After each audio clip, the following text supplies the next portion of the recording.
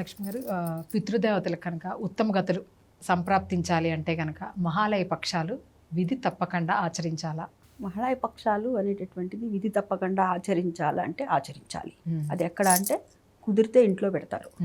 ఇంట్లో పెట్టని పక్షంలో ఏదైనా సరే ఒక నదీ తీరాన కానీ లేకపోతే ఒక క్షేత్రంలో కానీ పుణ్యక్షేత్రంలో కానీ ఎక్కడైనా సరే కుదిరిన చోట పెట్టాలి.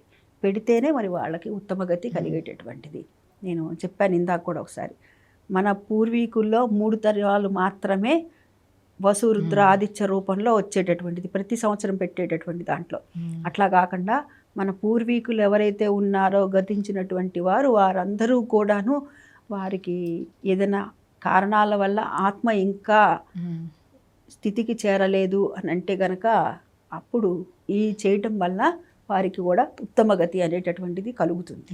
కాబట్టి ఖచ్చితంగా ఈ మహాళయ పక్షాలు అనేటటువంటిది పెట్టాలి.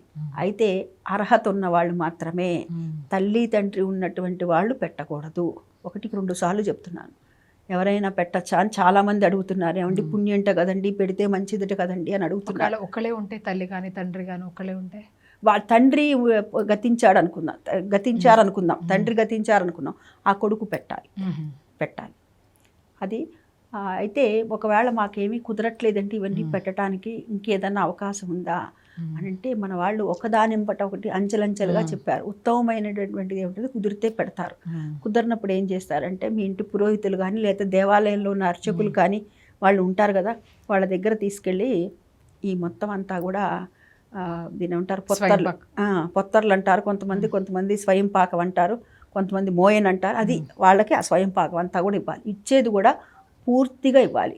పప్పు, ఉప్పు, చింతపండు, బెల్లము, పాలు, పెరుగు, నెయ్యి, నూనె అన్నీ, చింతపండు అన్నీ ఇవ్వాలన్నమాట. సమస్తం కూరగాయలు అన్నీ ఇవ్వాలి. దాంట్లో ముఖ్యంగా ఆకుకూర, తోటకూరని పెడతారు.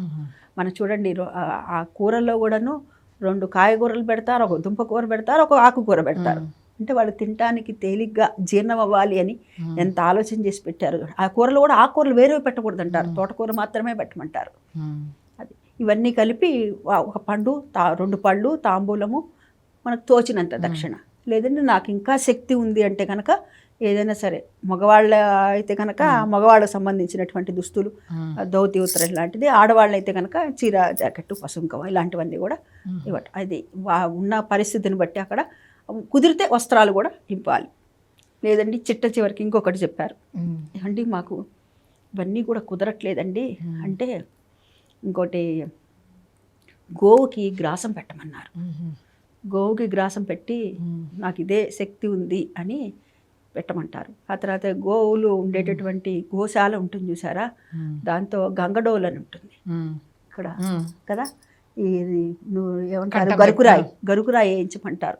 ఈ గరుకురాయి వేయించి అంటే ఇక్కడ గోక్కోలేవు కదండి అవి, అందుకని ఇప్పుడు నాకు దురద పుట్టింది ఇట్లా అంటాను నేను. పాపం అనలేవు కదా, మిగతా అంతా గోక్కుంటే ఇక్కడ గోక్కోలేవు కదా, అందుకని ఆ గరుకురాయి అనేటటువంటిది వేయించడం వల్ల కూడా పుణ్యం వస్తుంది.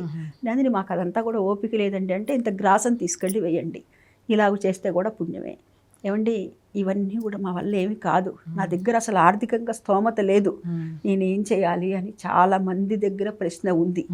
మరి ఎక్కడ డబ్బు లేనప్పుడు, శక్తి లేనప్పుడు, అవకాశం లేనప్పుడు, చేసేవాళ్ళు లేనప్పుడు, పరిస్థితులు అనుకూలించినప్పుడు మాత్రమే చిట్ట చివరిది నేను చెప్తున్నది. ఏం చెప్పారు మన పెద్దవాళ్ళు అంటే, చిట్ట చివరికి ఎవరూ లేని చోటు, అడవిలో అంటే ఎవరూ లేని చోటుకి వెళ్ళి గట్టిగా ఏడవమంటారు. పితృదేవతలు తలుచుకొని గట్టిగా కళ్ళల్లో నీళ్లు కారిపోవాలట. ఎప్పుడు చిట్ట చివరికి ఏ అవకాశాలు లేనప్పుడు. అదే నా దగ్గర డబ్బులుండి కూడా ఏడుస్తానంటే వాళ్ళు తీసుకోరు, అవకాశం లేనప్పుడు. అలాంటి పరిస్థితులు చాలామంది దగ్గర ఉంటాయా ఉండవా? సమాజంలో రకరకాలమ్మా. కొంతమంది దగ్గర డబ్బులు ఉంటాయి, వాళ్ళు ఏదో బయట వాళ్ళకి ఇంత దానం ఇస్తారు, వస్తు రూపంగానో డబ్బు రూపంగానో ఇలా దానం ఇచ్చేస్తారు. ఇచ్చేసి ఇంట్లో పరిస్థితులు అనుకూలించవు, చేయటానికి ఒప్పుకోరు. అటువంటిప్పుడు అలా చేసినా కానీ వాళ్ళకి బాధ కలుగుతుంది ఇంట్లో పెట్టలేదని. అటువంటి వాళ్ళు ఏడిస్తే పర్వాలేదు, కానీ డబ్బులుండి కూడా ఏమీ చేయను ఒక ఏడుపు ఏడుస్తారంటే తీసుకోరు వాళ్ళు. లేనప్పుడు మాత్రమే ఇటువంటి పరిస్థితి లాస్ట్ చిట్ట చివరికి చెప్పబడింది అనమాట. రుచి ప్రజాపతి అనేటటువంటి ఆ వారి స్తోత్రాన్ని ఈ 15 రోజులు కూడా పఠించమని చెప్తారు. ఈ 15 రోజులే కాదండి, విడిగా కూడాను ఎవరికైతే సంతానం కావాలి, వృద్ధి చెందాలి, వంశం వృద్ధి చెందాలి, వంశాభివృద్ధి కావాలి అని అనుకునేటటువంటి వారందరూ కూడాను ఈ రుచి ప్రజాపతి అనేటటువంటి వారి స్తోత్రాన్ని చదవమంటారు. ఆబ్దికం జరుగుతుంటే కూడాను ఓ పక్కన ఇది చదువుతూ ఉంటారనమాట.